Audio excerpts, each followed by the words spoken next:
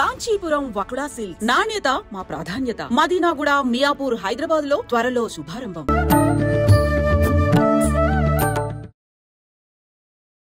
నమస్కారం, welcome to I dream. ధర్మ మార్గం విత్ విజిత కార్యక్రమానికి స్వాగతం. మనకు అతి త్వరలోనే ఉగాది రాబోతుంది. మనందరము కూడా నమ్ముతుంటాము, తెలుగు వారందరము కూడా మనకు ఉగాది మరుసటి రోజు నుంచే మనకు కొత్త సంవత్సరం, నూతన సంవత్సరం అనేది ప్రారంభం అవుతుంది అని చెప్పి. అయితే గత సంవత్సరము క్రోధినామ సంవత్సరము అని చెప్పి మనం విన్నాము, మాట్లాడుకున్నాము. దానికి సంబంధించిన ఇబ్బందులు ఎలా ఉండబోతున్నాయి అనే విషయాలు ఆ పేరులోనే ఉంది అని చెప్పి మనం చాలా భయపడ్డాము. అలాంటివన్నీ కూడా చవి చూడడం అనేది జరిగింది. అయితే ఇప్పుడు రాబోతున్న ఉగాదికి మనకు రాబోతున్న తెలుగు నూతన సంవత్సరము శ్రీ విశ్వవసునామ సంవత్సరము. మరి ఈ సంవత్సరం ఎలా ఉండబోతోంది? మనం క్రోధి అని విన్నప్పుడు, క్రోధి అనగానే కోపం అని చెప్పి పేరులో కొంతవరకు మనం అర్థం చేసుకోగలిగాము. అది వాస్తవమా అని, అవాస్తవమా అని. కానీ విశ్వవసునామ సంవత్సరం అంటే మనకు అంతు చిక్కని విధంగా అయితే ఉంది. అసలు ఏంటి విశ్వవసునామ సంవత్సరం, ఎలా ఉండబోతోంది? మనకు గత సంవత్సరంతో పోలిస్తే ఈ సంవత్సరం ఎటువంటి ఇబ్బందులు ఉండబోతున్నాయి, ఎటువంటి మంచి ఫలితాలు ఉండబోతున్నాయి? మామూలుగా ఉగాది అనగానే పంచాంగ శ్రవణం, నిజంగా ఉగాది అనగానే షడ్రుచుల కలయిక, నవనాయకుల ఫలితాలు, ఇలాంటివన్నీ కూడా మన మైండ్లో కదలాడుతూనే ఉంటాయి, మెదలాడుతూనే ఉంటాయి. వీటన్నిటి గురించి క్లుప్తంగా తెలుసుకునేదాకా మనందరికీ కూడా అసలు నిద్రే పట్టదని చెప్పాలి. అయితే వీటన్నిటి గురించి తెలియజేయాలి అనంటే వాటన్నిటిపైన మంచి అవగాహన ఉన్న వ్యక్తి అయితే బాగుంటుంది అనిపించింది. అందుకే ఇప్పుడు నేను ఒక మంచి వ్యక్తిని మీ ముందుకు తీసుకురాబోతున్నాను ఈ విషయాల గురించి చర్చించడానికి. ప్రస్తుతం నాతో పాటు ఉన్నారు ప్రముఖ ఆధ్యాత్మికవేత్త, పంచాంగకర్త. ఆయన పంచాంగ శ్రవణము అనంటే మీ అందరికీ ఎంతో సుపరిచితం. ఆయన మీ అందరికీ ఎంతో సుపరిచితం. ఆయన గురించి నేను పెద్దగా చెప్పాల్సిన అవసరం లేదు. ఆయనే బ్రహ్మశ్రీ చిలకమర్తి ప్రభాకర చక్రవర్తి శర్మ గారు. ఇప్పుడు వారితో మాట్లాడి మరిన్ని విషయాలు తెలుసుకునే ప్రయత్నం చేద్దాం నూతన సంవత్సరానికి సంబంధించి. నమస్కారం అండి. నమస్కారం అండి. ఎలా ఉన్నారు? బాగున్నాను. ముందుగా మీకు శ్రీ విశ్వవసునామ సంవత్సర ఉగాది శుభాకాంక్షలు. మీకు అలాగే ఐ డ్రీమ్ ఛానల్ ప్రేక్షకులందరికీ కూడా శ్రీ విశ్వవసునామ సంవత్సర ఉగాది శుభాకాంక్షలు. ధన్యవాదాలండి. నా తరఫున, మా ప్రేక్షకులందరి తరఫున కూడా. మరి మరుసటి రాశి మిథున రాశి వారికి ఎలా ఉండబోతోంది? మిథున రాశి వారికి శ్రీ విశ్వవసునామ సంవత్సరంలో చిలకమర్తి పంచాంగరీత్యా ఈ రకమైనటువంటి గ్రహస్థితి ఉంది. మిథున రాశి వారికి జన్మ రాశిలో బృహస్పతి సంచారం, మిథున రాశి వారికి దశమ స్థానంలో శని, అలాగే భాగ్యస్థానంలో రాహు, తృతీయంలో కేతు యొక్క ప్రభావం చేత మిథున రాశి వారికి ఈ సంవత్సరం మధ్యస్థ సమయం. మిథున రాశి వారు ఈ సంవత్సరం టెన్షన్లతో ఇబ్బంది పెడతారు. టెన్షన్లు అంటే ఉద్యోగస్తులకి ఉద్యోగం ఉంటుందా లేదా అనేటువంటి టెన్షన్, వ్యాపారస్తులకి వ్యాపారంలో ఒత్తిళ్ళు, ప్రతి పని టెన్షన్లతో ఒత్తిళ్లతో ఉంటుంది. రాజకీయ ఒత్తిళ్ళు కూడా ఏర్పడతాయి. మిథున రాశి వారికి ఈ సంవత్సరం వృత్తి, ఉద్యోగ, వ్యాపార పరంగా టెన్షన్లతో కూడుకున్నటువంటి వాతావరణం, మధ్యస్థ ఫలితాలు ఇచ్చేటువంటి వాతావరణం. ఏ పని చేసినా అందులో చికాకులు, గొడవలు, ఇబ్బందులు ఉంటాయి.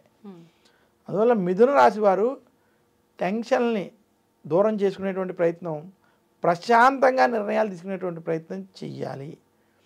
మిథున రాశి వారికి ఉద్యోగస్తులకి ఉద్యోగంలో ప్రమోషన్ వంటివి ఆశించిన స్థాయి ఫలితాలు ఉండవు. అందువల్ల మీరు ఏమీ ఆశించకుండా మీ పని చేసుకున్నట్లయితే కొంత కలిసి రావచ్చు. ఇంకా మిథున రాశి వ్యాపారస్తులకి, రైతాంగం, సినీ రంగం, మీడియా రంగంలో ఉన్నటువంటి వారికి కొంచెం మధ్యస్థ ఫలితాలు, మధ్యస్థం నుండి కొంత చెడు ఫలితాలు కూడా కనపడుతున్నాయి. మిథున రాశి స్త్రీలకి కలిసి వస్తుంది. మిథున రాశి విద్యార్థులకి టెన్షన్లతో కూడుకున్నటువంటి పరిస్థితి ఉంది కాబట్టి మీరు అనుకున్నంత స్థాయి కాకపోయినా సఫలీకృతం అవుతారు. మొత్తం మీద మిథున రాశి వారి ఈ సంవత్సరం మరింత శుభ ఫలితాలు మీరు పొందాలి అనుకుంటే దక్షిణామూర్తిని పూజించాలి. గురు దక్షిణామూర్తి స్తోత్రం, మౌనం వ్యాఖ్యానం అనేటువంటి గురు దక్షిణామూర్తి స్తోత్రాన్ని నిత్యం పారాయణం చేసుకోండి. అలాగే మిథున రాశి వారు బుధవారం రోజు విష్ణు సహస్రనామం వంటివి పారాయణం చేయడం వల్ల మరింత శుభ ఫలితాలు పొందుతారు. ఆఖరణ అసలు ద్వాదశ రాశుల్లో ప్రత్యేకించి కొన్ని రాశులు బాగున్నాయి, కొన్ని రాశుల పైన ఈ ప్రభావం ఉంది అని చెప్పుకోవాలంటే ఎటువంటి రాశులు? మనకి శ్రీ విశ్వవసునామ సంవత్సరంలో ఈ 12 రాశుల్లో అద్భుతంగా ఉన్నటువంటి ఏమైనా రాశులు అంటే ఈ సంవత్సరం వృషభ రాశి, తులారాశి, కన్యా రాశి, 3 రాశులకి ఈ సంవత్సరం అద్భుతంగా ఉంది, కలిసి వస్తుంది. మధ్యస్థంగాను కొంచెం కలిసి వచ్చేటువంటి రాశుల్లో కూడా మనం చూసుకున్నట్లయితే ఈ సంవత్సరం మనకి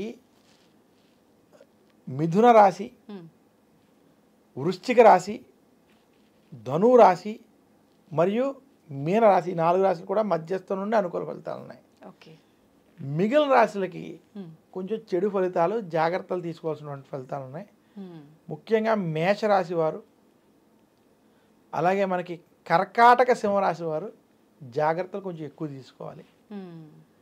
మకర రాశి వారు కూడా కొంచెం మధ్యస్థంగా ఉంది, వారు కూడా జాగ్రత్తలు తీసుకోవడం వల్ల ఓకే కలిసి వస్తుందని సూచిస్తున్నాను. సంతోషం అండి. అయితే ఒక చిన్న సందేహం, మామూలుగా రాశి ఫలాలు విన్నప్పుడు చాలామంది స్టార్టింగ్లో మనం మాట్లాడుకున్నట్టుగా కూడా పేరును బట్టి చూసుకునే వాళ్ళే ఎక్కువగా ఉంటారు. అయితే పేరును బట్టి చూసుకున్న వాళ్ళకి ఇది 100% మాత్రం వర్తించదు, అది వాళ్ళ వ్యక్తిగతాన్ని బట్టి ఉంటుందంటారు కదా, దీన్ని ఎవరు ఎంతవరకు తీసుకోవచ్చు అంటారు? చూడండి, ముఖ్యంగా ప్రతి వ్యక్తికి తన జాతక చక్రం చాలా ముఖ్యమైనది. అంటే జాతక చక్రం అంటే అతను పుట్టిన డేట్ ఆఫ్ బర్త్, టైము, ఈ రెండిటితో ఏ నక్షత్రం ఏ రాశి వచ్చిందో అది చాలా ముఖ్యం.